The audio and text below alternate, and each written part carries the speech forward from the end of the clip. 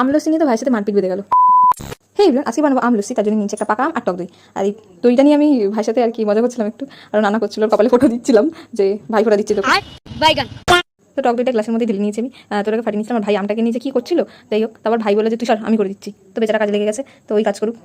তারপর এর মধ্যে দিয়ে দিয়েছিলাম চিনি। তো তারপর এটাকে আবার মানে চিনিটা মিশিয়ে নেবো ভালো করে। তো পাকা আম যেটা ছিল ওটা বেশ বের করে নিয়েছি, এবার এটা দইয়ের সাথে মিশিয়ে দেবো। তো এটাকে ভালো করে মিক্স করে নেবো। আমি সব মানে গ্লাসের মধ্যেই একদম মানে মিক্স করে নিয়েছি একেবারে। তো আমাদের আমলসি রেডি, এবার এটা ভাইকে আগে দেবো। তো হাফ গ্লাস রয়েছে দিতাম, আর একটা গ্লাসে ঢেলে রেখেছি আমার বৌদির জন্য। তো ওকে বললাম যে এটা তুই টেস্ট করে দেখ। তো এটা ভালোই লেগেছে। আমি জানতাম আমার ভাই আমার সাথে এটাই করবে, তার জন্য আমাকে সবার ফার্স্টেই দিয়েছিলাম। তবুও ওর কোনো কিছুতে মন হয় না আর কি, আমার থেকে কেড়ে ওকে খেতেই হবে। যাই হোক, ও কেড়ে নিয়ে চলে গেছে। তারপরে যে বৌদির জন্য এটা রেখেছিলাম, এখন বৌদি খাবে। ভাই ও হ্যাঁ, আমার বৌদি এখানে বলছিল এর মধ্যে যদি আইসক্রিম দিতে আরো ভালো লাগতো, এটা বেশি টক হয়ে গেছে। মানে ও খাবেও, আমার বৌদি খাবেও আর বদনামও করবে, এরকমই হয়। তো পুচু এখন মোবাইলে ফরিং বাবুর দেখছে, খুব মনোযোগ দিয়ে, অন্যদিকে পাত্তা দিচ্ছে না। তো আমি রেডি হয়ে গেছি, এখন যাবো মাসির দোকানে। রিয়া ফোন করেছিলাম আমাকে, তো চলে যাবে। তো মাসির দোকানে চলেছি, তার মাসি আমাদের ফুচকা খাওয়াতে নিয়ে গেছিলো। বাড়ি এসে পুচকুর সাথে একটু খেলছিলাম আর কি। আজকে ব্লগ এখানে শেষ করছি।